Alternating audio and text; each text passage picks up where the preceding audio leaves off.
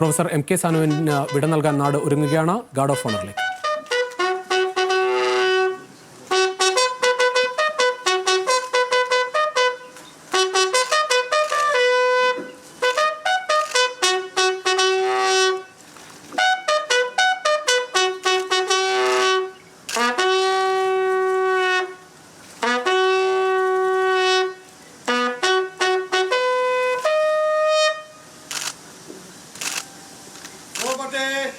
Rest on your arms. Reverse.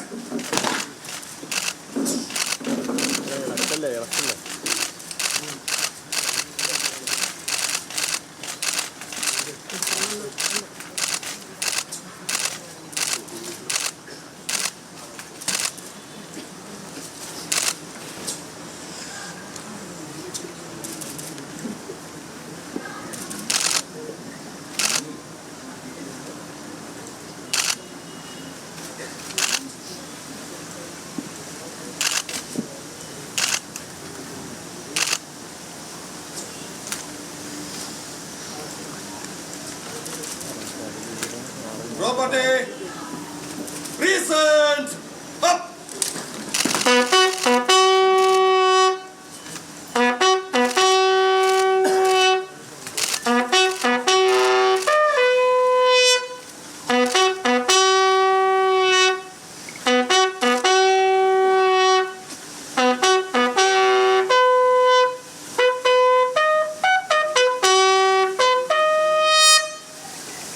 Okay.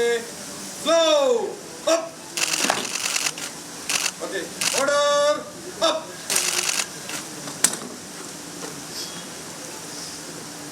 Property, left and right hand. Break, off.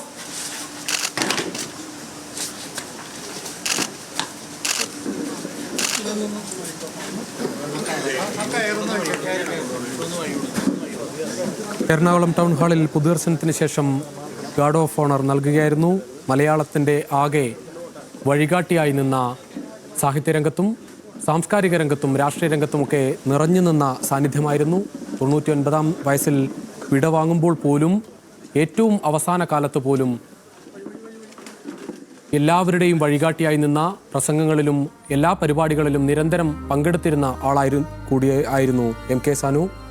പ്രൊഫസറിൻ്റെ വിടവാങ്ങൽ തീർച്ചയായും അത് മലയാളത്തിനാകെ വലിയ നഷ്ടമാണ്. നമുക്ക് ഈ ദൃശ്യങ്ങളിൽ തന്നെ കാണാം.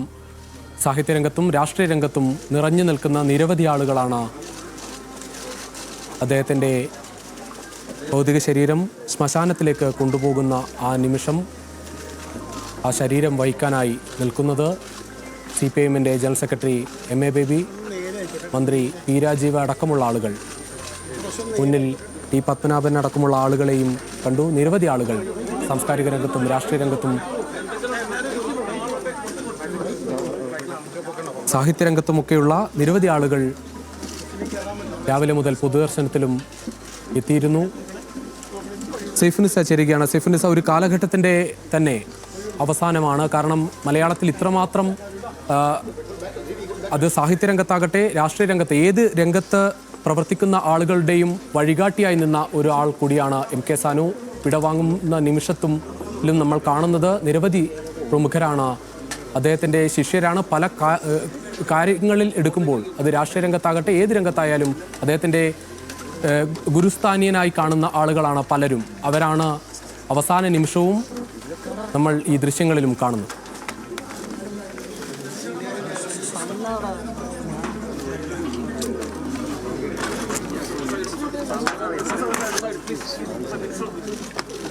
ാണ് അദ്ദേഹത്തിന്റെ സംസ്കാര ചടങ്ങുകളാണ് ഇവിടെ എറണാകുളം ദേവിപുരം ശ്മശാനത്തിൽ നടക്കുന്നത്. ഒരു നൂറ്റാണ്ട് മലയാളികൾക്കൊപ്പം ആയിരുന്ന മാഷ് ഒരു അതിന്റെ പകുതി ഏറെയും പലർക്കും ഗുരുവായി നിന്നിരുന്നു. പലർക്കും ഗുരു എന്ന് പറയുമ്പോൾ ഇപ്പോൾ നമ്മുടെ കേരള രാഷ്ട്രീയത്തിലുള്ള പ്രഗത്ഭരായ പല നേതാക്കന്മാർക്കും അതല്ലെങ്കിൽ നമ്മുടെ മാതാപിതാക്കളുടെ അധ്യാപകരായിരുന്നവർക്ക് പോലും ഗുരുവായിരുന്ന ഒരാളാണ് പ്രൊഫസർ എം കെ സാനു മാഷ്. 1927 ജനിച്ച സാനുമാഷ് ഇപ്പോൾ 2025 എത്തിയപ്പോൾ അദ്ദേഹം യാത്രയാവുകയാണ്. അദ്ദേഹത്തിന്റെ അവസാന യാത്രയുടെ ദൃശ്യങ്ങളാണ് ഇപ്പോൾ കാണുന്നത്. തിരുവിതാംകൂർ രാജ്യത്തിലെ തുമ്പോളിയിൽ അന്ന് സാനുമാഷ് ജനിച്ച് 55-ലും 56-ലും ശ്രീനാരായണ കോളേജിൽ ലെക്ചറായിരുന്നു. പിന്നീട് 1983-ൽ പ്രൊഫസറായി വിരമിച്ചു. പക്ഷെ എന്നിട്ട് പോലും 83-ന് ശേഷം സജീവമായി രാഷ്ട്രീയ സാംസ്കാരിക മണ്ഡലത്തിൽ സജീവമായി നിന്നിരുന്ന വ്യക്തിത്വമാണ് MK സാനു എന്ന് പറയുന്നത്. ഈ വീഴുന്നതിന്, അതായത് ഒരു വീഴ്ചയെ തുടർന്നാണ് അദ്ദേഹം ആശുപത്രിയിലാവുകയും പിന്നീട് ന്യൂമോണിയ ബാധയെ തുടർന്ന് മരണം സംഭവിക്കുകയും ചെയ്യുന്നത്. പക്ഷെ ആ വീഴുന്നതിന്റെ അന്ന് പോലും തൃപ്പൂണിത്തുറയിലെ ഒരു സാംസ്കാരിക പരിപാടിയിൽ സജീവമായി പങ്കെടുത്തിരുന്നു സാനുമാഷ്.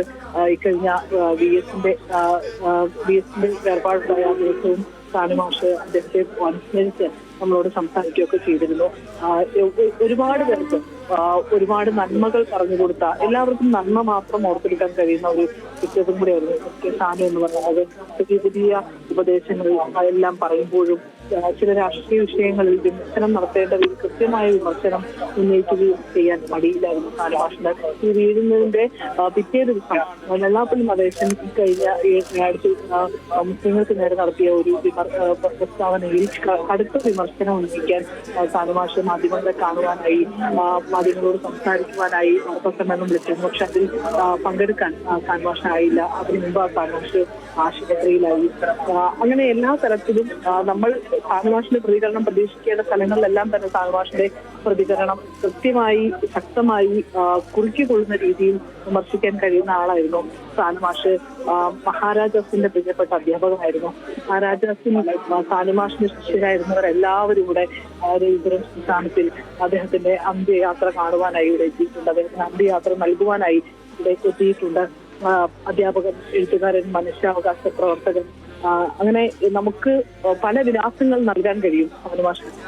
എറണാകുളം മഹാരാജാസ് കോളേജിൽ ദീർഘകാലം അധ്യാപകനായിരുന്നത് കൊണ്ട് തന്നെ മഹാരാജാസ് കോളേജിൽ നിന്ന് പഠിച്ചിറങ്ങിയ ഒരുപാട് പേർ നമ്മുടെ സാംസ്കാരിക മണ്ഡലത്തിലും രാഷ്ട്രീയ മണ്ഡലത്തിലും എല്ലാം തന്നെ സുപ്രധാന സ്ഥാനങ്ങൾ വഹിക്കുമ്പോൾ തന്നെ അവരുടെ ഒരു അധ്യാപകൻ വിടവാങ്ങുന്നു എന്നുള്ളത് മലയാളത്തിന്റെ മൊത്തം ഒരു അധ്യാപകന്റെ വിടവാങ്ങലായി നമ്മൾ പറയേണ്ടതുണ്ട്. കാരണം അത്രത്തോളം ചേർന്ന് നിൽക്കുന്ന ഒരു വ്യക്തിത്വമായിരുന്നു സാനുമാഷ്. ഇപ്പോൾ മന്ത്രി P Rajeev, CPIM general secretary MA Baby അടക്കമുള്ളവരെല്ലാം തന്നെ ഇപ്പോൾ യാത്രയ്ക്ക് നൽകി പുറത്തേക്ക് ഇറങ്ങുകയാണ്. CPIM സംസ്ഥാന സെക്രട്ടറി MV ഗോവിന്ദൻ അടക്കമുള്ളവരെല്ലാവരും തന്നെ അദ്ദേഹത്തിന്റെ അവസാന യാത്രയുടെ കാഴ്ചകളാണ് നമ്മൾ കാണുന്നത്. സാഹിത്യ രംഗത്ത് ഏറെ സജീവമായിരുന്ന സാനുമാഷ് 40ഓളം പുസ്തകങ്ങളാണ് രചിച്ചത്. 1985-ലും 2022-ലും കേരള സാഹിത്യ അക്കാദമിയുടെ പുരസ്കാരം സ്വന്തമാക്കി. 2011-ൽ കേന്ദ്ര സാഹിത്യ അക്കാദമിയുടെ പുരസ്കാരം സാനുമാഷിനെ തേടിയെത്തി. മഹാകവി വൈലോപ്പിന് ശേഷം പുരോഗമന സാഹിത്യ സംഘം അധ്യക്ഷനായി അദ്ദേഹം തെരഞ്ഞെടുക്കപ്പെട്ടു. ശ്രീനാരായണ ഗുരുവിന്റെ പ്രസ്ഥാനങ്ങളുടെ ഭാഗമായും സജീവമായി പ്രവർത്തിച്ച ആളായിരുന്നു MK സാനുമാഷ്. ശ്രീനാരായണ ഗുരുവിന്റെ എല്ലാ പ്രസ്ഥാനങ്ങളുടെയും വലിയ സജീവ പ്രവർത്തകൻ എന്ന് തന്നെ നമ്മൾ എടുത്തു പറയണം. മഴ പെയ്യുകയാണ്. സാനുമാഷിന് യാത്ര നൽകുവാനായി ശക്തമായ മഴ എറണാകുളം ജില്ലയിൽ പുറത്തിലേക്കാണ്.